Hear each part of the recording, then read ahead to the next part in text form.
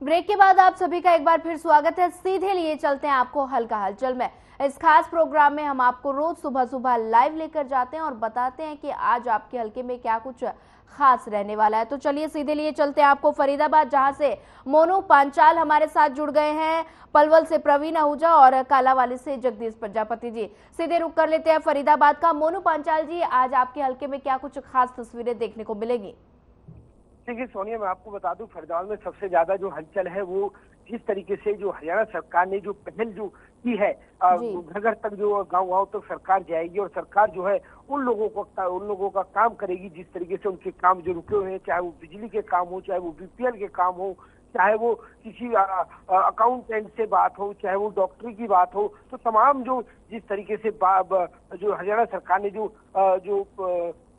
सोचा है वो सरकार जो है वो उनके गांव में जाएगी, घर घर जाएगी और वहां पर जो है लोगों की समस्याओं का हल करेगी। जिस तरीके से विकसित भारत संकल्प जो यात्रा है वो लगातार जो है फरीदाबाद में जगह जगह पहुंच रही है। चाहे वो विधानसभाओं की बात की जाए, चाहे वो गांव की बात की जाए, तो गांव में लगातार जो है वो यहाँ पर कैंप लगाया जा रहा है। और उसके साथ ही मैं बता दूं कि सभी लोग जो है यहाँ पर बढ़ चढ़ करके अपना काम करा रहे हैं। लेकिन सबसे ज्यादा जो समस्या सामने आ रही है वो फैमिली आईडी को लेकर के आ रही है, क्योंकि तमाम लोगों की जो शिकायत है वो फैमिली आईडी को लेकर के, और तमाम जो सरकार है वो लगातार यही कह रही है कि संतुष्ट रहे, संतुष्टि रखे, उनका जो काम है वो पूरी तरीके से काम किया जाएगा और उनको किसी तरीके की कुछ समस्या नहीं होगी। जिस तरीके से कल प्रधानमंत्री जो है नरेंद्र मोदी वो लाइव रहे और उन्होंने जो है जनता से बात करी, तो कहीं ना कहीं चंडीगढ़ से लेकर के और तमाम जो राज्य है उनसे भी उन लोगों से भी बात की, तो कहीं ना कहीं लोगों ने जो है इस सरकार से संतुष्ट होने की बात यहाँ पर जरूर कही है। और साथ ही साथ उन्होंने जिस तरीके से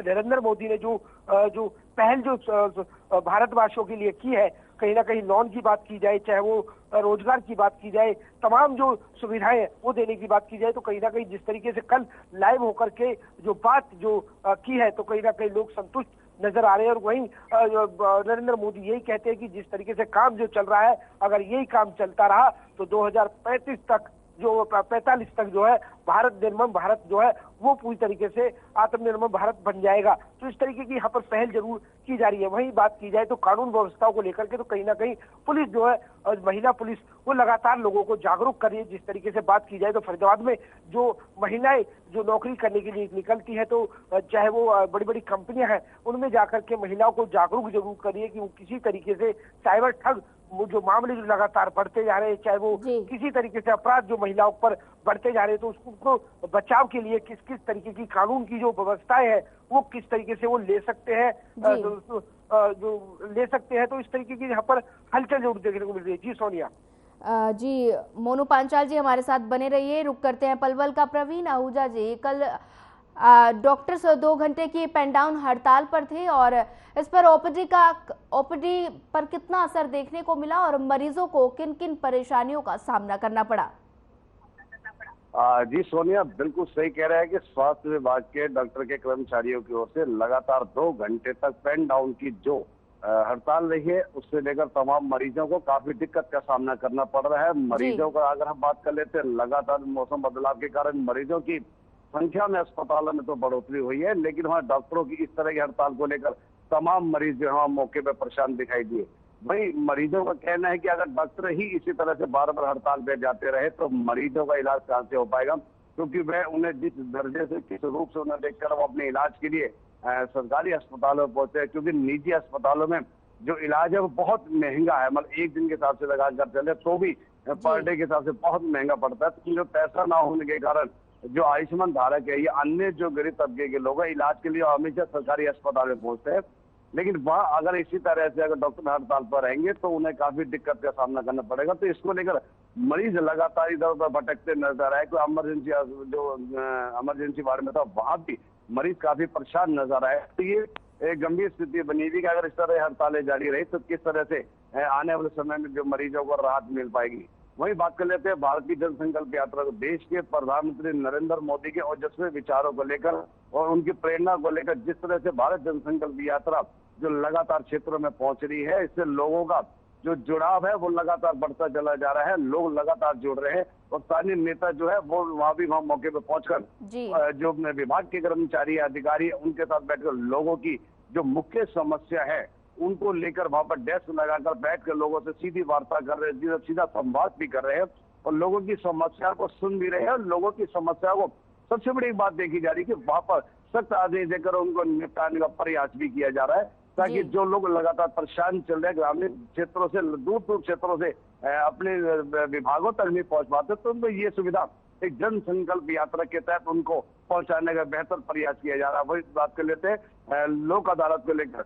अदालत अब पूरे एक्शन मोड पे आएगी कि जो लंबित मामले लगातार पिछले काफी लंबे सालों से चल रहे हैं, उनको निपटाने के लोक अदालतें लगाई जा रही है, ताकि लोगों को कहीं ना कहीं पेंडिंग केसों से निजात मिल सके, राहत मिल सके। तो उसको लेकर कल एक बहुत बड़े लोक अदालत का आयोजन किया गया, जिसमें लगभग 3671 केस उसमें रखे गए थे और 2244 केसों का मौके पर आपसी सहमति के तहत निपटारा भी किया गया। निपटारा में जो सबसे बड़ी बात देखने गई है, जिसमें दुर्घटना के बैंकों से जुड़े मामले या रिकवरी के मामले, तमाम ऐसे मामले थे जो मौके पर लोक अदालतों में बैठकर निपटाया गया। और एक सराहनीय पहल देखी जा रही है, क्योंकि लोग लगातार अदालतों के चक्कर काट काट कर लंबे समय से परेशान हो रहे थे। तो इसको लेकर ये जो लोक अदालत का आयोजन किया गया, इससे स्थानीय लोगों को काफी राहत मिलती नजर आ रही है। जी सोनिया। जी प्रवीण आहूजा हमारे साथ बने रहिए। रुक कर लेते हैं कालावाली का। जगदीश प्रजापति जी, आज आपके हल्के में क्या कुछ खास तस्वीरें देखने को मिलेंगी? सुनिए, सबसे पहले मौसम की बात करें तो मौसम में कोहरा छाया हुआ है, शीतलहर चल रही है, उससे ठंड जो है बनी हुई है और मौसम में काफी बदलाव है जो सुबह शाम को देखने को मिल रहा है। तो लेकर कहीं ना कहीं मौसम के बदलाव को लेकर जो खांसी और जुकाम के मरीज जो है लगातार बढ़ते नजर आ रहे हैं। कहीं ना कहीं सरकारी अस्पतालों में डॉक्टर में दवाइयों की कमी को लेकर लोग जरूर परेशान है और लोगों को मांग है कि डॉक्टरों की जो है कमी को पूरा किया जाए और दवाइयों का जो है भी अस्पताल में पूरा किया जाए। लोगों को प्राइवेट अस्पतालों में जाना पड़ रहा है और कहीं ना कहीं लोगों को परेशानी हो रही है।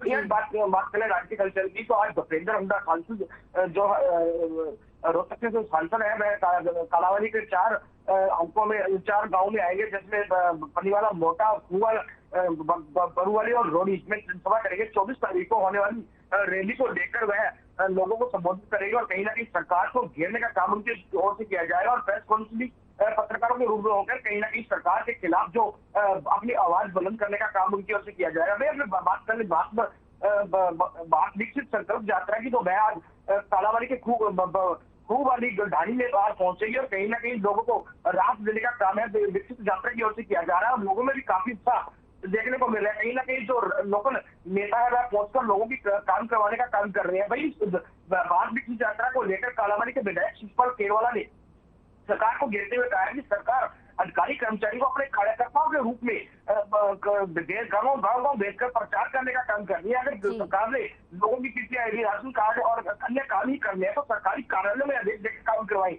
अब पहले लोगों को चक्कर करवाए, अब इलेक्शन का समय आ गया है तो मौके पर आकर के सरकार इस तरह की यात्रा जो काम यात्रा के नाम पर लोगों के विकास कार्य कर रही है। कहीं ना कहीं सरकार को चाहिए कि अधिकारी कर्मचारियों को अपने कार्यालय में भेजे और इस बात को लेकर कहीं ना कहीं लोग भी जरूर कालावाली के परेशान देखे जाते हैं। कालावाली के नायब तहसीलदार छुट्टी पर चले गए हैं। और जी जगदीश प्रजापति जी, ज्यादा जानकारी साझा करने के लिए आपका धन्यवाद।